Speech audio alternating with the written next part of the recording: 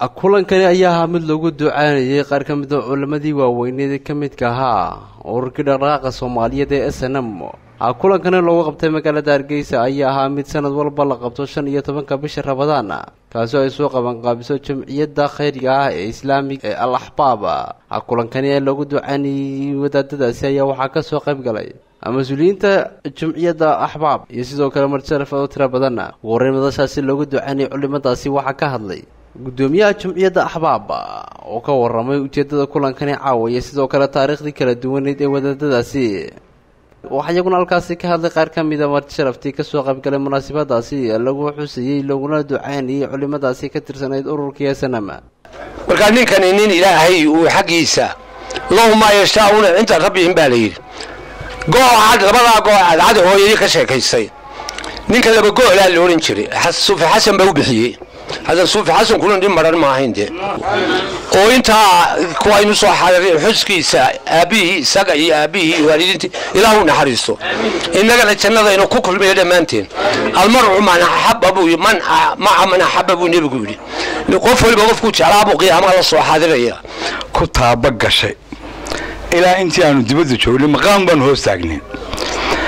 markaa maqaamkan waxa isugu iman jiray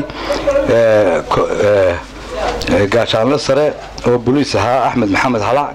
gaashaanle sare Maxamed Xaashi Liixde, gaashaanle dhexe Ibraahim Koodbuur, gaashaanle dhexe Jaamac Yare, gaashaanle dhexe nin diirsho la oran jiray oo majeerteen ahaa,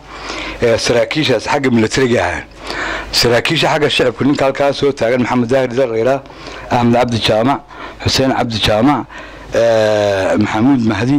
saraakiisha shacabka intaas ka garanaya. gabay haday tahay murti haday tahay intaba meel baan ugu ku tiiriyay halka intuu iga kaxeeyaniga iyadoo faqasho dhulka rasiisan tahay ayuu halka iga kaxayn jiray geed goblo way xaafadu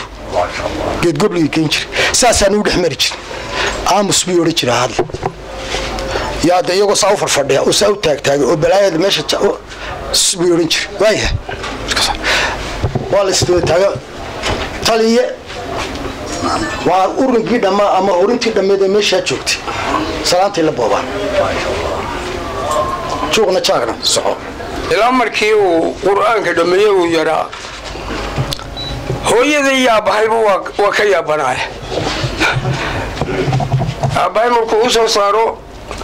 miyiga gugi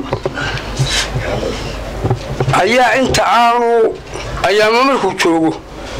ayaa oran jiray iga alaha jalmaanka niga kaayo adoon la soconay keeninka